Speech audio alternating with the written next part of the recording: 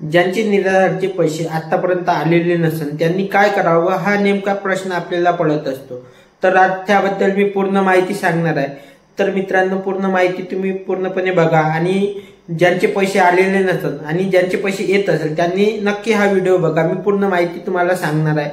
बघा, जो संजय गांधी निराधार योजना असतो किंवा श्रावणबाळ निराधार योजना असतो, त्यामध्ये सर्वात पहिले आता तर डीबीटीने पैसे येणार आहे, म्हणजे ज्यांचं आधार कार्ड बँकेला लिंक आहे त्यामध्ये पैसे येणार आहे। तर ज्या निराधार असो किंवा वृद्ध असो किंवा विधवा असो किंवा दिव्यांग असो, यांनी काय करायचं आहे ते मी तुम्हाला सर्व सांगणार आहे सोबत।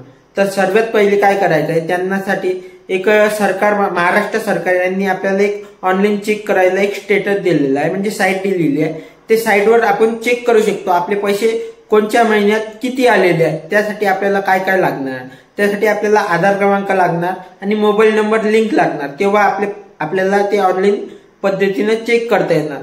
तर मग ते आज आपण बघूया ऑनलाईन पद्धतीने चेक कसं करायचं, आपल्याला कोणत्या महिन्यात किती पैसे आलेले आहेत ते आज आपण सगळं बघणार आहे।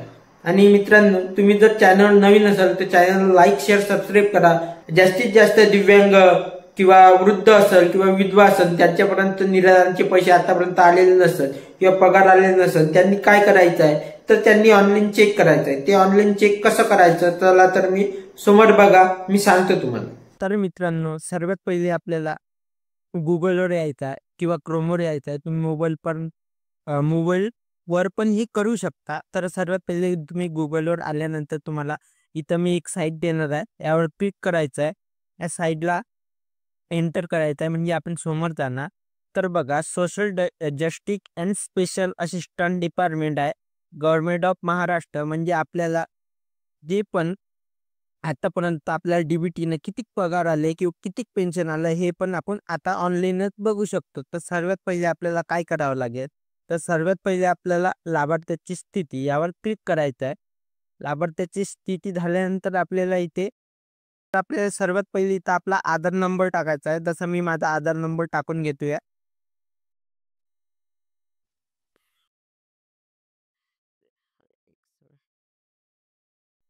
आणि कॅप्चा भरायचा आहे। मी कॅप्चा पण भरून घेतो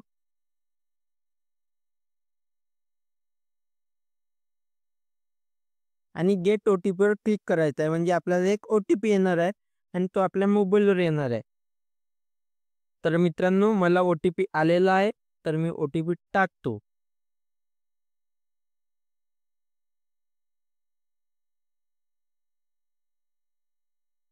मी ओटीपी टाकलेला आहे। तर आता तुम्ही बघू शकता इथं माझं नाव आलेलं आहे, आधार नंबर तर आलेला आहे, पूर्ण माझा मोबाईल नंबर पण आलेला आहे, माझं गाव कोणतं आहे, जिल्हा कोणता आहे, सर्व माझं इथं आलेलं आहे।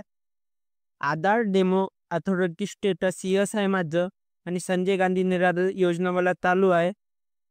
शेवटी जागे माझं registration number update last date नाही दाखवत आहे, पण आपण जर इथं सर्च केलं तर बघू शकता तुम्ही माझं पेमेंट कधी आलं आणि केव्हा आलं। तर पेमेंट स्टेटस सक्सेस दाखवत आहे, स्टेट बँक ऑफ इंडियामध्ये आलं आणि 1500 रुपये आलं। ते पण कधी आलं होतं तर डिसेंबर महिन्यात माझा पगार आला होता।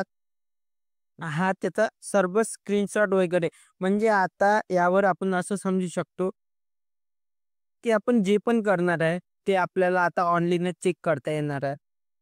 तर मित्रांनो, तुम्हाला यामध्ये काही समजलं नसेल तर कमेंट करा, मी त्या प्रश्नाचं नक्की उत्तर तुम्हाला देईन। आणि यामध्ये जर आणखी काही राहिलं असेल ते पण सांगा, ते पण मी तुम्हाला समजून सांगण्याचा प्रयत्न करणार आहे। धन्यवाद मित्रांनो।